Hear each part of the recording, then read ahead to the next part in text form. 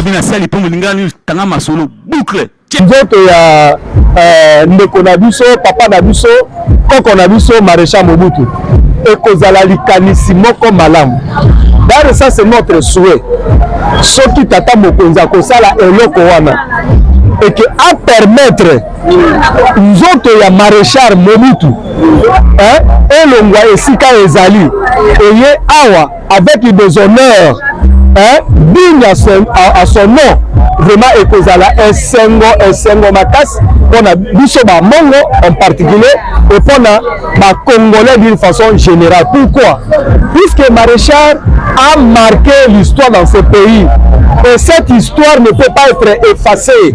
Tokoki kobosala yango te asalaki plus ou moins 32 ans mais na 32 ans wana histoire na ezali ya malamu ezali ya mabe pe ezali puisque aza moto mais papa mokonzi abosana nyonso wana oyo ya mabe oboyeboye oyo baintimide otango non aza mokonzi ya mboka il a marqué son histoire asala makasi alongola ebembe wana eya awa pourquoi pas ngai tunasuetaka ke meme na Pangabi bakoko tia meme monument na ye wana lokola musée eza kuna Tshisekedi aza kotona maréchal batiata monument na ye na palais du peuple parce que c'est lui l'initiateur, c'est lui qui a construit palais du peuple, c'est lui qui a construit stade de Mato toza ko utiliser lelo otiata elongi na ye wana monument na ye wana pour que des générations futures bah que de telle période à telle période voilà la personne qui a dirigé le pays, c'est ça.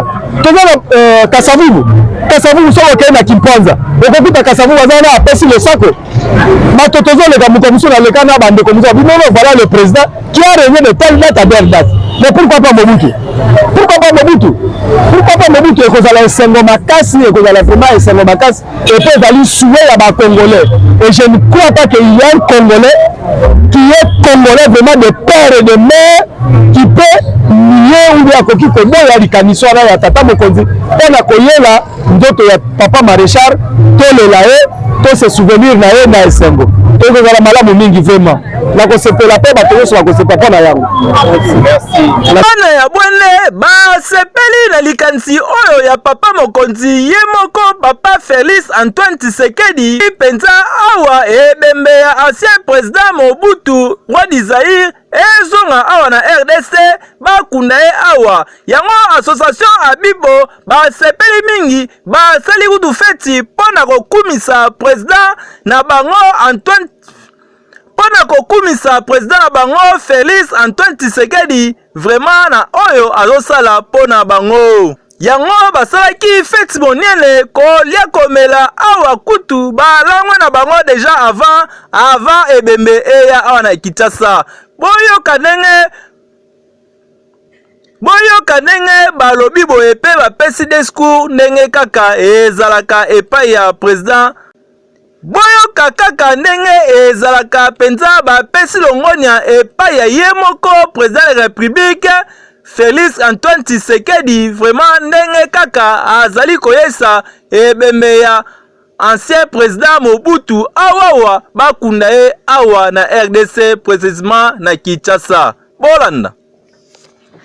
En tout cas eza likanisi ya malamu pe biso na kati ya mibo tozongisi vraiment merci et pas ya tata mokonzi. D'abord merci ya liboso ezali nini na kotiaka comme premier ministre Mwasi pour la première fois na mboka na biso depuis ba état belge tout lelo tozi premier ministre Mwasi tozongisi vraiment tobwakeli ba fleur papa mokonzi vraiment tobwakeli ba fleur pour la choix wana ya mama kati na lingomba obe pa la biso balobi mama azali mobokoli mama asungaka libota oyebi kaka obokoli mama donc mama aza ensemble ya tout ça c'est un pona ko répondre toujours na question na ndeka koloba ke nzoto ya ndeko na biso papa na biso koko na biso maréchal Mobutu ekozala likanisi moko malamu. D'ailleurs ça c'est notre souhait soki tata mokonzi akosala eloko wana et que à permettre nzoto ya maréchal Mobutu elongwa esika ezali eye awa avec des honneurs digne à son nom, vraiment ekozala esengo makasi pona biso ba mongo en particulier et pona ba congolais d'une façon générale. Pourquoi? Puisque Maréchal a marqué l'histoire dans ce pays et cette histoire ne peut pas être effacée. Tokoki kobosala yango te, asalaki plus ou moins 32 ans, mais na 32 ans wana histoire na ezali ya malamu ezali ya mabe pe ezali puisque aza moto. Mais papa mokonzi abosana nyonso wana oyo ya mabe oboyeboye oyo baintimide non aza mokonzi ya mboka, il a marqué son histoire, asala makasi alongola ebembe wana eya awa.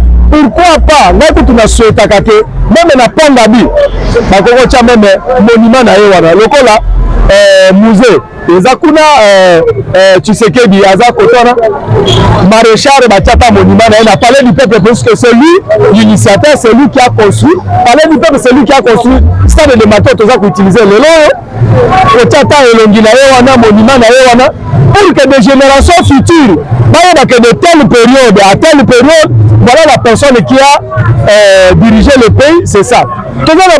Kasavubu soko okei na Kimpanza okokuta Kasavubu azana apesi le sako bato tozoleka mokomiso na leka na bandeko mosusu binono voilà le président qui a régné de telle date à telle date. Mais pourquoi pas Mobutu? Pourquoi pas Mobutu ekozala esengo makasi, ekozala vraiment esengo makasi et puis ezali souhait ya ba Congolais. Et je ne crois pas qu'il y a un Congolais qui est Congolais vraiment de père et de mère qui peut nier ou bien koki koboya likanisi wana ya tata mokonzi mpona koyela nzoto ya papa maréchal tolela ye to se souvenir na ye na esengo ekozala malamu mingi vraiment nakosepela mpe bato nyonso bakosepa mpo na yango. Merci mingi tozongisi matondi epa nzambe oyo apermetaki ke journée ya lelo esalema. Topesi mpe merci mingi epai ya Caroline oyo apermettre ke milulu oyo eleke epa na ye mpe chaîne na ye po ekouvrir baévénement nyonso oyo. Merci mingi mpe na bino bandeko journaliste po boye kocouvrir élément. Je crois le vice-président a tout dit. Mon mobile bakisa ezali te. Amibu azali kaka à caractère social et objectif na ye eza bien but na ye eza kaka entraide. Adhésion epa na biso eza facile na mutu nyonso oyo alingi kokota et quel que soit race na ye akoki koya akota na biso adhésion eza facile. Lelo tozosepela 16e anniversaire na biso mpo na mboka na biso ya Bwende baassociation ekomisaka mobu oyo te, mais biso tolasaki défi wana ke tokokorrige le passé ilo tokomi na 16e anniversaire mingi ya koloba te oyo nyonso tokokaki koloba vice président asi alobi encore une fois napesi kaka bino merci mingi na bino na mama na bino Caroline mpe na chaîne na bino YouTube okontinue ka kosala nzambe apambola bino chaîne na bino ekende liboso. Merci beaucoup.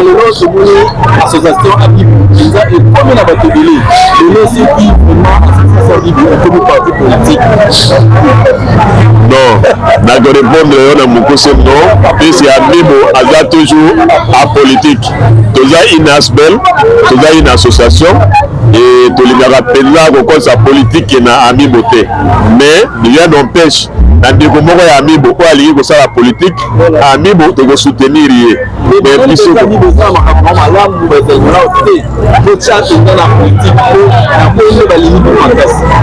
non, biso tokotika na bwende kaka mpona kosunga bato mais mpona kosala politiki te. En tout cas, d'abord tozongisi matondi epai ya Nzambe puisque na bacirconstance nyonso Nzambe alobi tokumbisaka ye. Lelo association na biso les amis de Bwende Amibo totalisé 16 ans d'existence. Donc mbula zoni na motoba ezali facile te. L'association mingi ebetamaka mikolo mibale misato 2-3 ans ekufi. Mais mpo na biso Amibo lelo toza na mbula zoni na motoba oyo tobengi na français 16 ans d'existence. Tozongisi matondi epa nzambe vraiment tokomisi nzambe mpona yango. Je sais que na organisation nyonso na association nyonso ba difficulté ezalaka te, mais nakoloba ba difficulté oui tozwaki eza moke, mais ba avantage tokoloba ba avantage tozwaki ezali ebele mpona nini association na biso eza d'abord à caractère familial. Soki nalobi ya caractère familial ezali mpona entraide kosalisana. Ndeko soki aza na hôpital tosungi ye na mwa moke toza nango, ndeko soki akufeli tokosunga ye na moke toza na yango, ndeko soki mpe aza na esengo to anniversaire ou bien mariage tosungaka avec des cadeaux tout ça et consort. Voilà un peu en bref caractère on a le but objectif association na biso eza na sens wana. Lelo eza 16 ans vraiment tozongisi matombe pa ya nzambe, vraiment toza kokumisa mpe nzambe tika ete nzambe pazala na biso ye nzambe abandaki na biso puisque ebotamaki na mwa groupe ya bato moko mitano soki motoba. Lelo toza na bato plus ou moins 80 membres na kati association. Amibo a au moins 80 membres, plus ou moins 80 membres dans cette association. Lelo toyaki ezaka échantillon mingi baza na ba raison tout ça ba monanité, mais tozongisika matombe pa nzambe ye moko nzambe abandaki na biso akoba na biso pe akende na biso tili na suka. Voilà un peu en bref na mokusa eloko na koloba yango wana. Bongo soki mutalinga kota na association na bino Amibo kokota ou bien adhésion pa na biso ezali facile. Oui, tobengi les amis de Bende, bien sûr. Mais na kati ya association na les amis de Bende Amibo, tozali na baluba, tozali na batetela, tozali na bandeko presque nyonso. Pourquoi? Soki tolobi ndenge wana pourquoi? Parce que bandeko oyo bakola na Bende. Okomona ba papa na bango bazalaki ba juge, bazalaki ba haut fonctionnaire, ba haut cadre à l'état na Bende, bakoli na Bende, batangi na Bende, ce sont nos amis. Toza na kati na bango na association. Pour ko répondre la question na pour ko loba ke adhésion ça facile. Il suffit seulement poser adresse na biso, poser numéro na biso, côté au contact na biso. Adhésion ça facile. Toza na difficulté de ya makasité. Kaka oye o s'adhérer toza na statut. Tout ça peut dans le règlement d'ordre intérieur.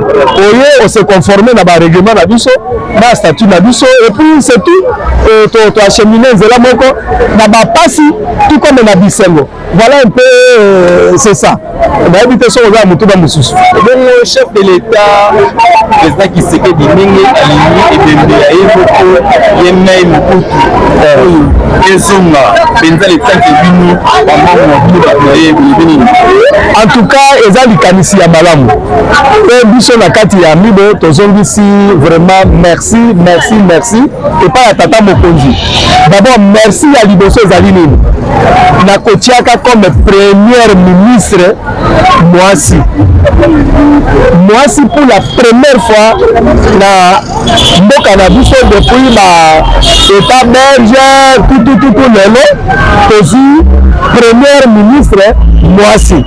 Tozongisi vraiment tobwakeli ba fleur papa mokonzi vraiment tobwakeli ba fleur pour la choix wana ya mama tati na lingomba obe pa la biso balobi mama azali mobokoli mama asungaka libota oyebi kaka obokoli mama donc mama aza ensemble ya tout ça c'est un.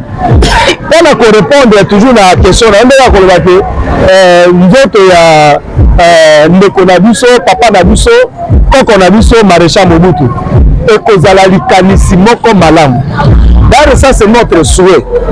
Soki tata mokonzi akosala eloko wana et que à permettre nzoto ya maréchal Mobutu elongwa esika ezali eye awa avec des honneurs digne à son nom. Vraiment ekozala esengo makasi pona biso ba mongo en particulier et pona ba congolais d'une façon générale. Pourquoi? Puisque maréchal a marqué l'histoire dans ce pays et cette histoire ne peut pas être effacée. Tokoki komosala yango te asalaki plus ou moins 32 ans, mais na 32 ans wana histoire na ezali ya malamu ezali ya mabe pe ezali puisque aza moto. Mais papa mokonzi abosana nyonso wana oyo ya mabe oyo ba intimidé otango non aza mokonzi ya mboka il a marqué son histoire asala makasi alongola ebembe wana eya awa. Pourquoi pas ngai tunasuetaka te meme na Pondabi bakokotya meme monument na ye wana lokola musée eza kuna Tshisekedi aza kotona maréchal batiata monument na ye na palais du peuple parce que c'est lui l'initiateur, c'est lui qui a construit palais du peuple, c'est lui qui a construit stade de Mato toza koutiliser lelo otiata elongi na ye wana monument na ye wana pour que des générations futures bayeba que de telle période à telle période voilà la personne qui a dirigé le pays, c'est ça. Toza Kasavubu soko kena Kimpanza okokuta Kasavubu azana apesi le sako matotozo le kamukomuso na lekana bande komuso binono voilà le président qui a régné de telle date à telle date. Mais pourquoi pas Mobutu? Pourquoi pas Mobutu ekozala esengo makasi ekozala vraiment esengo makasi et peut aller souhaiter à ba Congolais. Et je ne crois pas qu'il y ait un Congolais qui est Congolais vraiment de père et de mère qui peut nier ou bien koki komo ya likaniso na ya tata mokonzi mpona koyela ndoto ya papa maréchal tolela ye to se souvenir na ye na esengo tokozala malamu mingi vraiment na kosepela mpe bato nyonso bakosepela mpo na yango babina sali mpo molingani tanga masolo boucle.